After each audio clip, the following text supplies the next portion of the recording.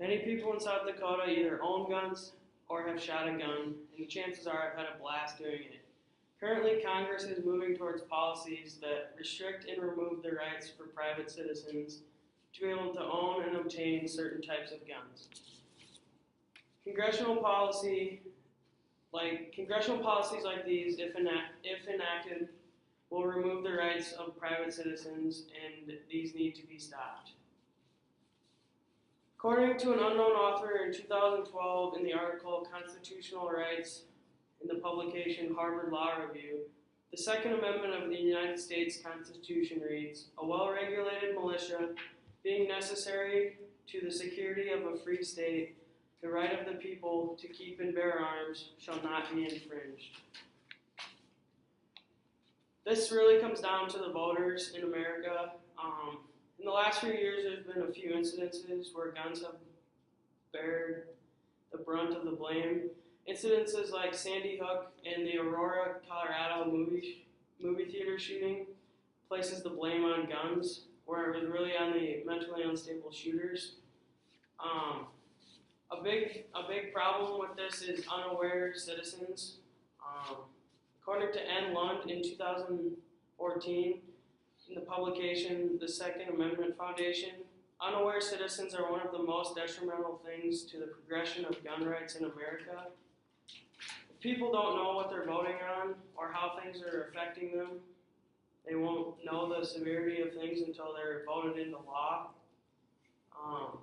The current congressional policies are encroaching on a constitutionally given right. This happens to be a legality issue because, just like everything else, it's a constitutional right. According to an unknown author on September 17th, 2010, in the article What Courts Really Say About the Second Amendment, putting things into law that restrict fundamental rights stated in the Constitution is not only illegal, but the practice itself is simply un-American. If these policies would go into effect, it would leave citizens defenseless if they're not allowed to own firearms and defend themselves against whatever may happen. People don't really realize this, but if they're not allowed to own firearms, they would be left defenseless. According to the authors Martin W., Levon H., Lopez Y., Naquin C., and Katz M. in 2014, in their article, An Ethical Analysis of the Second Amendment, The Right to Pack Heat at Work, in the publication Business and Society Review, government policies that take away the right for private citizens not only takes away their rights to possess firearms, but also to defend themselves and their families.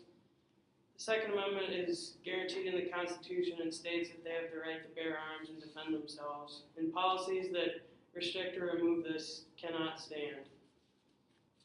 The way to eradicate these types of policies is to inform the citizens themselves on what they're voting on and what their rights are as American citizens. Some educational groups that would help with this would be groups like the NRA and other gun rights organizations. The National Rifle Association is probably the biggest, and they have the most pull with the most financial backing. According to Stephen R. on September 14, 2014, in his article, The 6 Things Americans Should Know About the Second Amendment, fundamentalist groups like the NRA and others centrally focused on preserving rights and educating American citizens on what they are granted through the Constitution are a cornerstone in revising the damage done by the United States Congress. Action is required from voting citizens.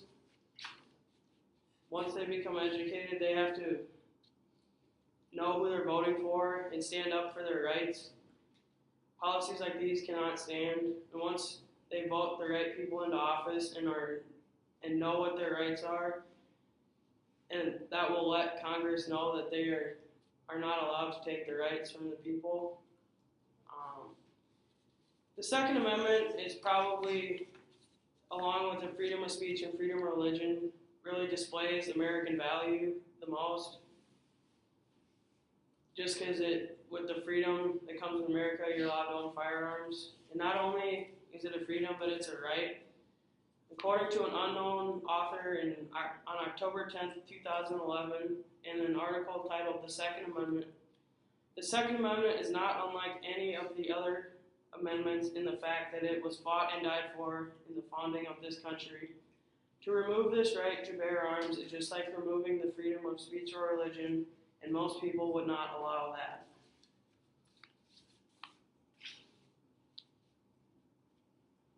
In educating the citizens, it would be teaching them a lesson of what it means to be an American citizen and the freedoms that are granted in that. In conclusion, citizens are losing their rights if they don't stop current congressional policies. They have to become educated and know what they're voting on. Also, the government needs to stop right now with the policies that they're trying to enact that restrict the rights of voting American citizens.